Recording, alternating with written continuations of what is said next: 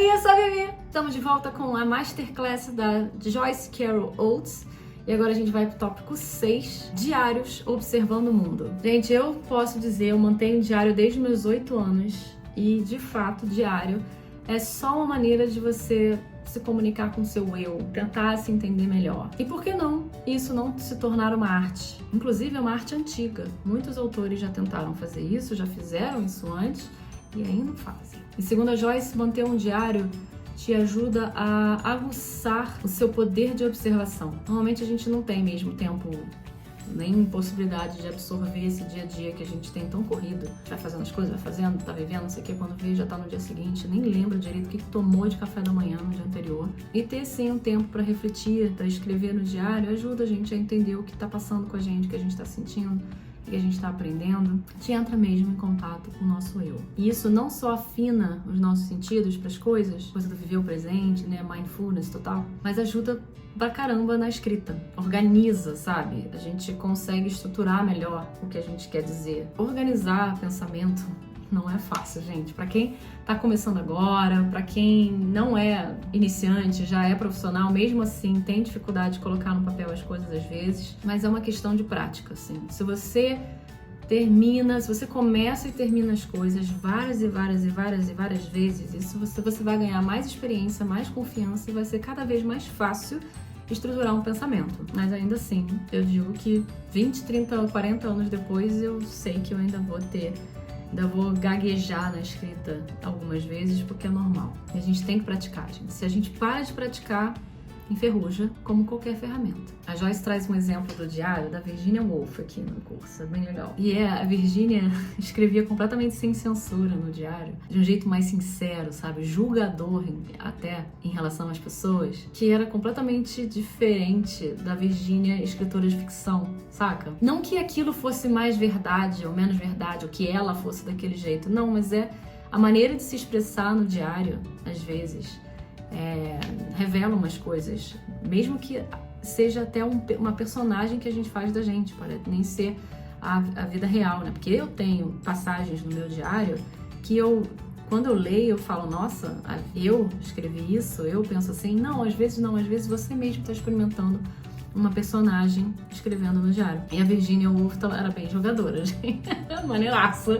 Adorei, achei fantástico. Escreva em horários ruins. A Joyce acredita, e ela me convenceu aqui nesse argumento, de que a gente deveria tentar escrever mais, pelo menos, quando a gente não tem tempo, quando a gente acha que aquele é o pior horário possível para escrever, não dá para escrever, a gente deveria parar para escrever exatamente nesse momento. Porque isso nos obriga a escrever rápido. Tipo, ela dá um exemplo de quando você estiver muito cansado, voltou do trabalho tarde pra caramba, você tá louco pra dormir, tá com sono, tá batendo cabeça, headbang. E aí você fala assim, não, eu preciso porque eu me estipulei que eu ia escrever hoje e tal, então você estipula 10 minutos pra escrever. Não pode levar mais tempo que isso, e aí você vai com certeza destravar a coisa, bloqueada há um tempão, simplesmente porque você se estipulou ali uma rapidez, uma pressão, uma necessidade de terminar rápido que você não teria se você estivesse fazendo isso num horário confortável, né? Que você teria muito tempo para escrever. Eu já fiz esse exercício e funciona, galera.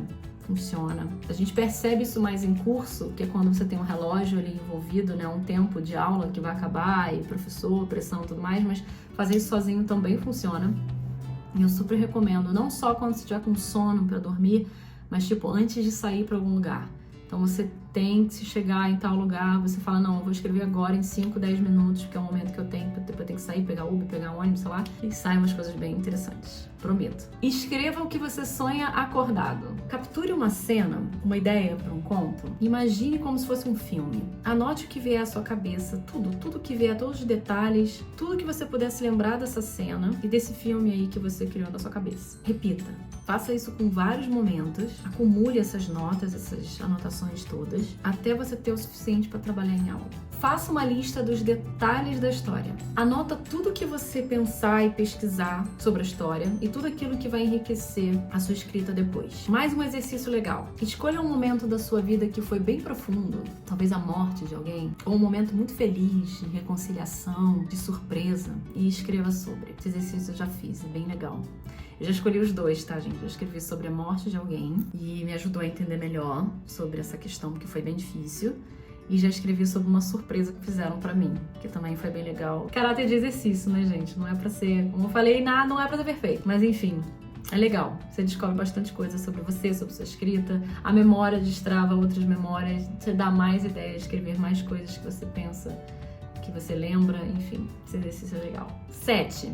Ideias explorando o tabu e a escuridão. Esse, pra mim, eu acho que é um dos melhores, se não o melhor conselho que um escritor pode dar. Abrace a sua escuridão interna. Dê asas à sua escuridão interna. Esqueça os tabus. Esqueça o que é permitido pela sociedade ou não. Apenas escreva. Primeiro, que você não está sendo obrigado a publicar nada. É tudo seu. Ninguém vai ler, a não ser que você decida mostrar para alguém. Segundo é que é justamente aquilo que a gente quer esconder do mundo, que é onde mora ali um diamante bruto, pronto para ser descoberto e lapidado. Eu sei. Explore esses elementos obscuros, coisas que não são ditas, discutidas. Abra o assunto. Mais ainda, sabe o que é melhor? Escreva sobre os tabus, especificamente os tabus. Escolha as coisas mais proibidas que você já viu na sua sociedade, na sua cultura. Escreva sobre isso. Vai por mim. Sua escuridão tem audiência. Eu sei que é curioso, é um paradoxo interessantíssimo, mas é verdade que a escrita mais poderosa vem de coisas reprimidas. É inacreditável. Os leitores, eles sempre vão gostar daquela quebra da imagem da perfeição, sabe? Até porque ninguém é perfeito, os leitores não são perfeitos, os escritores não são perfeitos. E a gente quer personagem falho com quem a gente possa se identificar. Falar sobre o que machuca a gente, o que ofende a gente, sobre traumas, segredos. Isso sempre costuma funcionar melhor, independente de qual seja o público, tá, gente? É tiro e queda. Difícil falar sobre essas coisas, mas a gente tem que fazer, tem que escrever. Bota no papel. Quanto mais prática, mais fácil vai ser um dia falar da gente, desses nossos problemas, nossos tabus. 8. Ideias escrevendo familiar. Existe um certo instinto nosso, bem forte, que é a gente escrever sempre o que é familiar pra gente, o que a gente conhece muito bem. E tudo bem, faz parte. Eu acho que, assim como a Joyce, revisitar as influências da infância, ter consciência do que teve influência pra gente ou não, principalmente na nossa infância, eu acho que ajuda não só a encontrar a nossa voz como autor, como escritor, mas a amadurecer também, amadurecer a escrita. Tenta lembrar quais foram os autores clássicos, os escritores clássicos com quem você se deparou quando criança, quem foram os primeiros autores que você leu, quem foram as pessoas que te indicaram esses autores, como é que foi tentar em contato com essas histórias. O Neil Gaiman fala isso também, né, de você tentar não só ver autor e escritor, mas o músico que você gosta, as músicas que você gosta, os filmes que você viu, os diretores, produtores, compositores, a arte em si, quem que te influenciou, quem que te influencia de certa forma. E essa revisitação da infância, tentar entender os primeiros, principalmente, é bacana justamente para desbloquear o entendimento da influência. Porque tem certas coisas, e o Ray Bradbury fala sobre isso também no Zen e a Arte da Escrita, que é um pouco do como que você reage, às vezes anos depois, a essa influência na sua escrita sem nem perceber.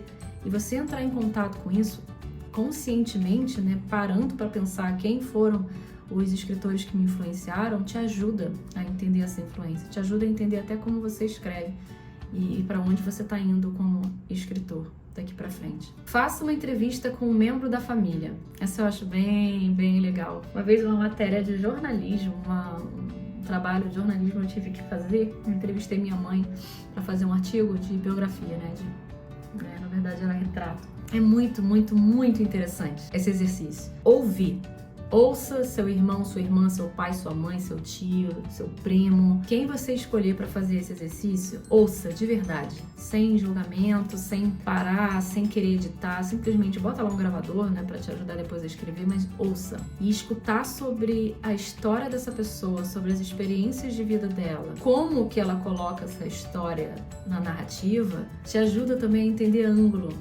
Qual o ângulo que você escolhe para uma história? Qual o ângulo que essa pessoa está escolhendo para contar a história dela? Faça perguntas que você nunca fez antes para essa pessoa. Ouse nas perguntas, você vai se surpreender nas respostas. Proteja suas inspirações. Essa é bem legal se você é um daqueles autores que olha pro lado, pros seus amigos, para se inspirar em personagens, cria a partir desses amigos. Então é legal você, né, proteger um pouco essas pessoas, incrementando detalhes e curiosidades que não estão lá de fato, não, né? Tipo, pinta um pouco esses detalhes, até para evitar machucar as pessoas, não é legal. A Joyce, pelo menos, fala isso.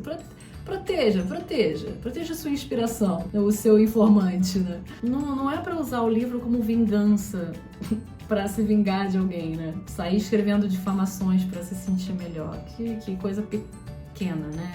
Meio de picuinha. Não se faz. Você pode pegar esse sentimento de vingança para escrever uma história boa, com conflitos mais interessantes, trazendo a vingança para o enredo. E por conta desse sentimento, do detalhe que você tem em relação a isso, você vai trazer mais detalhe para a história, vai tornar a história mais rica. Aí você não vai expor ninguém, você vai só mostrar que você entende do sentimento. Um mistério não resolvido é um espinho no coração. Tá aí uma ideia que a Joyce traz pra gente. Que tal pensar em algo do passado que aconteceu com alguém que você conheça ou que você pode ter visto em algum lugar e não tenha tido alguma solução e agora você quer tentar resolver? Pensa aí num mistério que você conheça, um mistério qualquer, e resolva. Momento exercício para finalizar aqui esse tópico e esse capítulo, esse vídeo. Imagine um lugar importante para você. Traga algo significativo do passado, uma visão, um cheiro, tudo que vier. Vamos ficar por aqui nesse vídeo? Chega! No próximo a gente termina, a gente fala sobre os últimos 3 tópicos e a gente finaliza aqui a Masterclass da Joyce Carol Oates. Fui!